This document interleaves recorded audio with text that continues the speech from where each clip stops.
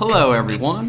In this lesson we will learn how to adjust our theme templates to account for parent and children pages. So for example, imagine under our About Us page we want two new children pages named Our History and Our Goals. Now before we update our theme to reflect parent-child page relationships, let's first go and actually create the two children pages over in the WordPress admin area. So let's add a new page. Let's title this one Our History. Paste in a bit of dummy content. And here's the important part. Over in the right-hand sidebar, not under the block menu, but instead under the document menu, well, down towards the bottom, we see page attributes. And if we click onto that, we can then choose a parent. So instead of no parent, let's set it to be About Us. Okay, then let's go ahead and publish this page. And just for good measure, let's create another new page. And let's call this one Our Goals. Dummy content. Over in the sidebar, tell the parent to be About Us. Let's save that. Okay, so we've created the two pages, but now we need the front end of our website to actually reflect those parent-child relationships. So for example, if we use this permalink here to visit the Our Goals page, our focus for this lesson is this breadcrumb box. Now at the moment, it is entirely hard-coded, right? So this shouldn't say Our History, it should say the name of the current page, which is Our Goals. So right now, let's dig into our theme code and make this breadcrumb box dynamic. So in our text editor, within our theme folder, let's open up page.php. And from the top, if you look below this page banner div, you'll then see a container. And right below that, this div with a class of metabox, that's the breadcrumb box. So you can see towards the end of this div, we have hard-coded Our History. So why don't we begin by deleting that hard-coded Our History, and instead we can drop into PHP to output the title of the current page. So let's just call the function named the title. Cool, so that makes this text dynamic. Next, let's set things up so that this entire breadcrumb box only appears on child pages, right? Because it makes sense that we would want a link back to the parent page, but once you are back on the parent page, there is no need for this box. So back in our text editor, we only want to display this metabox div or this breadcrumb box div if the current page being viewed is a child page. Now the first step to achieving that is by using something in PHP called an if statement. So do this with me. Right above this div with a class of metabox, right above that, let's add a new line and let's drop into PHP. And within PHP, let's write our first if statement. So we just type out the word if, and then a pair of parentheses, and then a pair of curly brackets. Okay, now whatever we place within the curly brackets will only occur if whatever we place within the parentheses is true. So let's work through an example. In the curly brackets, let's maybe echo out a phrase that says, the sky is blue. Okay, and now within our parentheses on this line, let's say if 2 plus 2 == 4. So this will always be true, right? 2 plus 2 will always equal 4. So because our condition within these parentheses is true, PHP will run whatever we place within the curly brackets. So save and refresh. Here we see the sky is blue. But if we change our condition to 2 plus 2 = 7, that is false, right? So because it's false, the code in the curly brackets will no longer run.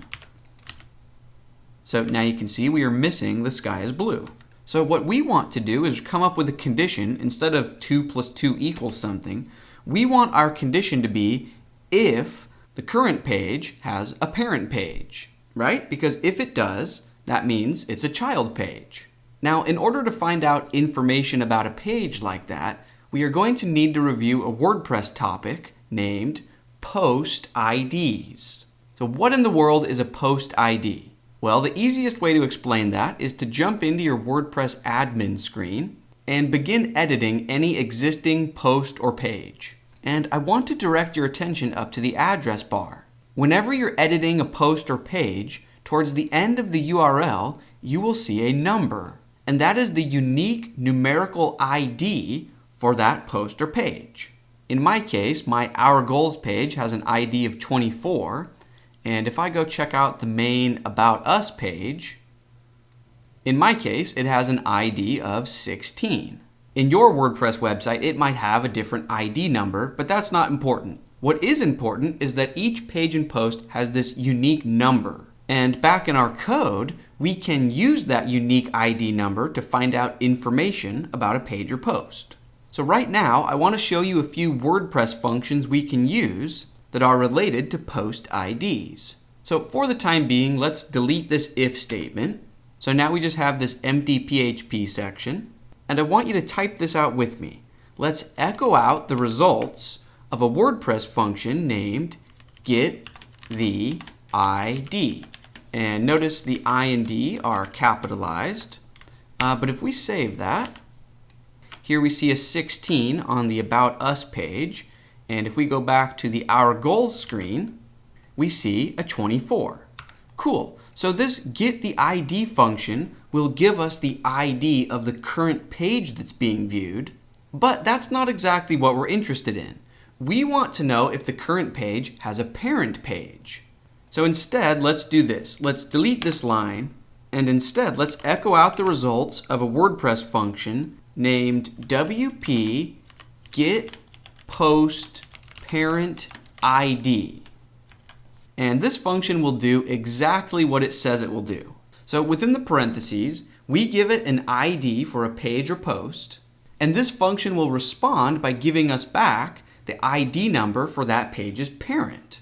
So for example, if we were on the Our Goals page and we wanted to find the ID of this page's parent, well, this page itself has an ID of 24, but instead of hard coding that number, we want this to be dynamic. So to get the ID of the current page, remember the function get the ID. So altogether, what this line of code is saying is get the ID of the current page we're viewing, and then WordPress, we want you to use that number to look up the ID of its parent page. So if we save this and refresh, we see a 16. And remember, that's the ID of my parent About Us page. And if we go to that About Us parent page, the number we see is 0. And that's because this page, About Us, doesn't have a parent. So this function, WP get post parent ID, it will return 0 if a page doesn't have a parent. And if a page does have a parent, we just get the ID of that parent page. Now that behavior will play very nicely with an if statement. Let me show you what I mean. Let's bring this full circle and get back to an if statement. But before we go ahead and delete this line, I want you to copy part of it to your clipboard. So beginning from the W at the start of this function name, and then all the way right before the semicolon, let's copy this part into our clipboard so we don't have to type it again in a few seconds. Cool. So now let's go ahead and delete this line, and let's put everything together. So let's write an if statement. If, parentheses, curly brackets. Within the curly brackets, let's echo out and say, I am a child page. Now within the parentheses right after the if, for our condition, I want to show you something neat. So we already tried 2 plus 2 equals, and then 4 would be true, and then some other made up number, this would be false. But obviously we don't always want everything to be a mathematical equation that evaluates to true or false. In PHP and many other programming languages, there's a special Boolean value. If you say true, that will obviously evaluate to true. So we see I am a child page. You could also say false. But beyond that, what's neat is simply a value of 0 will evaluate to false. Right? So now we do not see I am a child page. And any number such as 1 or any number that's larger than that will evaluate to true. I am a child page. So here's the cool part. For our condition, we can just paste in our clipboard, because remember, this function will give us the ID of the parent page. And if the page doesn't have a parent, it returns a 0. And if it's a 0, that evaluates to false. Cool, so now we finally have a bit of code that will only run if the current page is a child page. So we're on the Our Goals screen and we see I am a child page. If we go to the main About Us parent page, we don't see that message.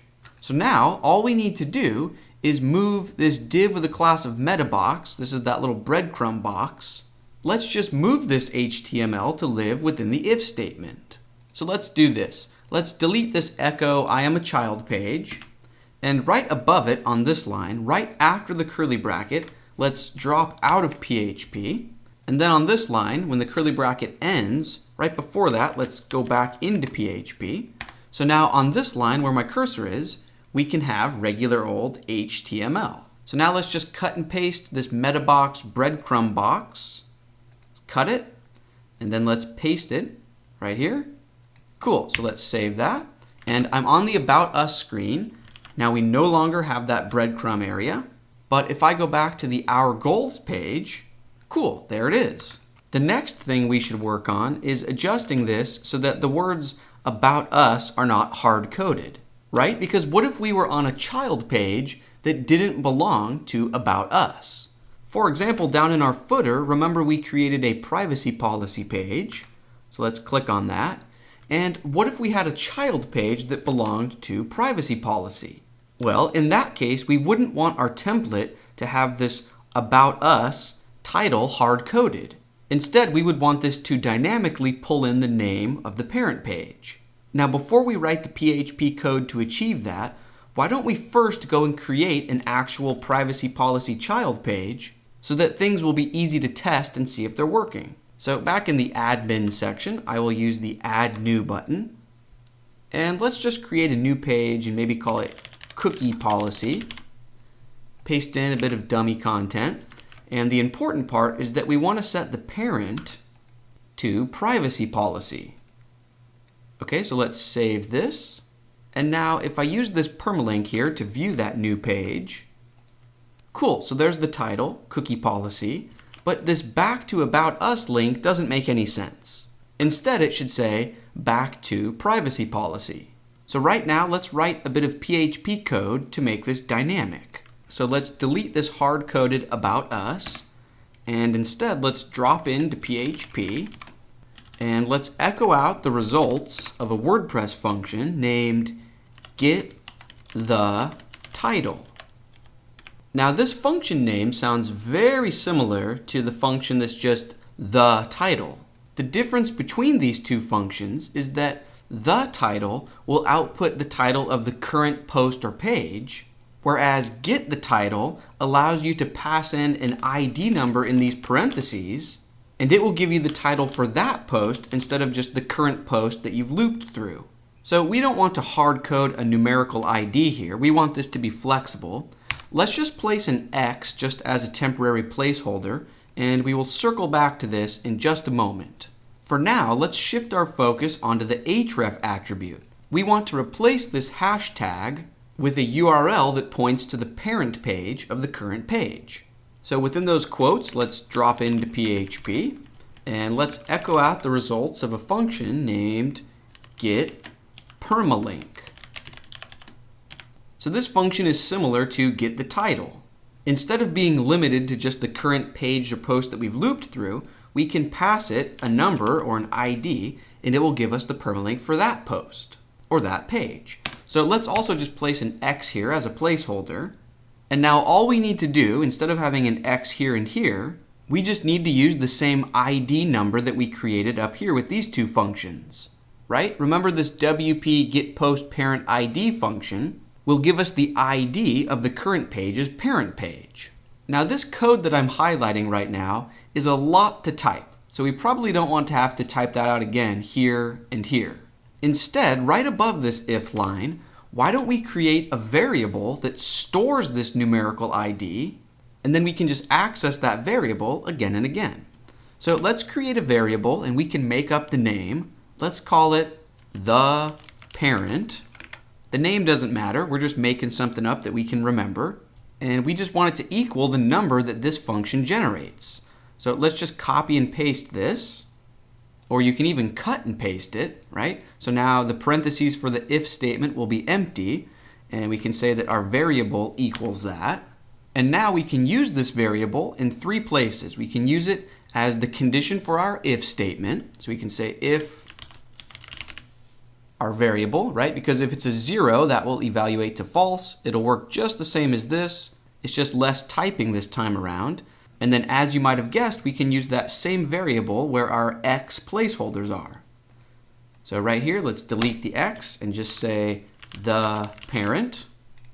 And let's do the same thing for this x. So get the title and then the parent. And then if we save this and refresh our cookie policy page, which is a child of privacy policy, when I refresh, now we see back to privacy policy here.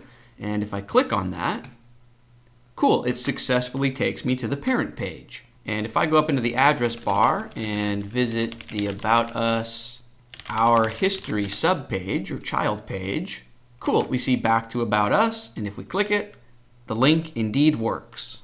Now at this point, you might be asking yourself, how are visitors of the website supposed to navigate to the child pages, right? We're on the About Us parent page, and nowhere do we see links to the 2 children pages.